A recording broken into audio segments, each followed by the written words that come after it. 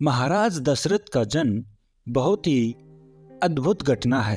पौराणिक धर्म ग्रंथों के आधार पर बताया जाता है कि एक बार राजा अज दोपहर की वंदना कर रहे थे। उस समय लंकापति रावण उनसे युद्ध करने के लिए आया और दूर से उनकी वंदना करना देख रहा था। राजा अज ने भगवान शिव की वंदना की और जल आगे अर्पित करने की जगह पीछे फेंक दिया। यह देखकर रावण को बड़ा आश्चर्य हुआ और वह युद्ध करने से पहले राजा अज के सामने पहुंचा तथा पूछने लगा कि हमेशा वंदना करने के पश्चात जल का अभिषेक आगे किया जाता है, ना कि पीछे। इसके पीछे क्या कारण है? राजा अज ने कहा, जब मैं आंखें बंद करके ध्यान मुद्रा में भगवान शिव की अर्चना कर रहा था, तभी मुझे यहाँ से 1 योजन दूर जंगल में एक गाय घास चरती हुई दिखी और मैंने देखा कि एक सिंह उस पर आक्रमण करने वाला है। तभी मैंने गाय की रक्षा के लिए जल का अभिषेक पीछे की तरफ किया। वीडियो में आगे जाने से पहले कृपया करके इस वीडियो को लाइक और हमारे इस चैनल को सब्सक्राइब जरूर करें। रावण को यह बात सुनकर बड़ा ही आश्चर्य हुआ। रावण 1 योजन दूर वहां गया और उसने देखा कि एक गाय हरी घास चर रही है, जबकि शेर के पेट में कई बाण लगे हैं।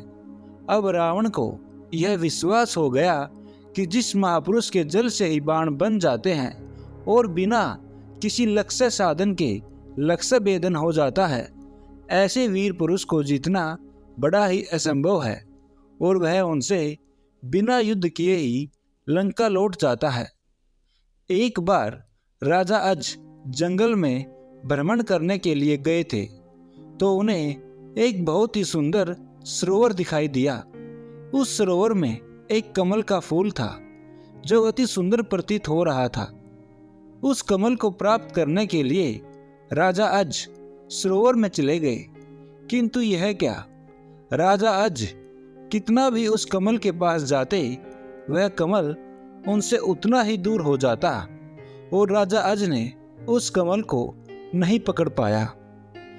अंत में आकाशवाणी हुई कि हे राजन, आप निसंतान हैं, आप इस कमल के योग्य नहीं हैं। इस भविष्यवाणी ने राजा अज के हृदय में एक भयंकर घात किया था। राजा अज अपने महल में लौट आए और चिंताग्रस्त रहने लगे, क्योंकि उन्हें कोई संतान नहीं थी, जबकि वह भगवान शिव के परम भक्त थे। भगवान शिव ने उनकी इस चिंता को ध्यान में लिया और उन्होंने धर्मराज को बुलवाया और कहा, तुम किसी ब्राह्मण को अयोध्या नगरी पहुंचाओ जिससे राजा अज को संतान की प्राप्ति हो सके। तब एक गरीब ब्राह्मण और ब्राह्मणी सरयू नदी के किनारे कुटिया बनाकर रहने लगे। एक दिन वे ब्राह्मण राजा अज के दरबार में गए और उनसे अपनी दुर्दशा का जिक्र कर भिक्षा मांगने लगे। राजा अज ने अपने खजाने में से उन्हें सोने की अशर्फियाँ दी, लेकिन ब्राह्मण ने यह कहते हुए मना कर दिया कि यह प्रजा का है, आप अपने पास जो है वो मुझे दीजिए।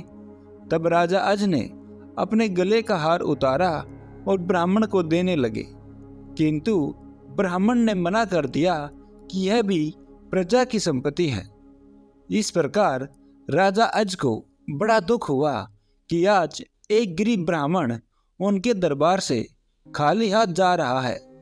तब राजा अज शाम को एक मजदूर का वेश बनाते हैं और नगर में किसी काम के लिए निकल जाते हैं। चलते चलते वह एक लोहार के पास पहुंचते हैं और अपना परिचय बिना बताए ही वहां विनय कर काम करने लग जाते हैं। पूरी रात को हथौड़े से लोहे का काम करते हैं, जिसके बदले में उन्हें सुबह 1 टका मिलता है। राजा 1 टका लेकर ब्राह्मण के घर पहुंचते हैं, लेकिन वहां ब्राह्मण नहीं था।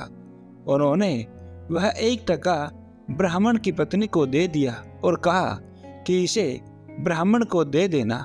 जब ब्राह्मण आया तो ब्राह्मण की पत्नी ने वह टका ब्राह्मण को दिया और ब्राह्मण ने उस टके को जमीन पर फेंक दिया। तभी एक आश्चर्यजनक घटना हुई। ब्राह्मण ने जहाँ टका फेंका वहाँ गड्ढा हो गया। ब्राह्मण ने उस गड्ढे को और खोदा तो उसमें से सोने का एक रथ निकला तथा आसमान में चला गया। इसके पश्चात ब्राह्मण ने और खोदा तो दूसरा सोने का रथ निकला और आसमान की तरफ चला गया। इसी प्रकार से 9 सोने के रथ निकले और आसमान की तरफ चले गए। और जब 10वां रथ निकला तो उस पर एक बालक था और वह रथ जमीन पर आकर ठहर गया। ब्राह्मण उस बालक को लेकर राजा अज के दरबार में पहुंचे और कहा, हे राजन, इस पुत्र को स्वीकार कीजिए।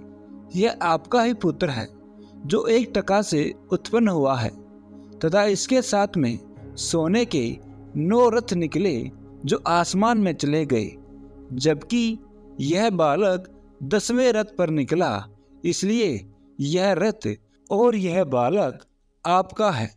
इस प्रकार से दशरथ जी का जन्म हुआ था। तो दोस्तों, यह थी कहानी महाराज दशरथ के जन्म की।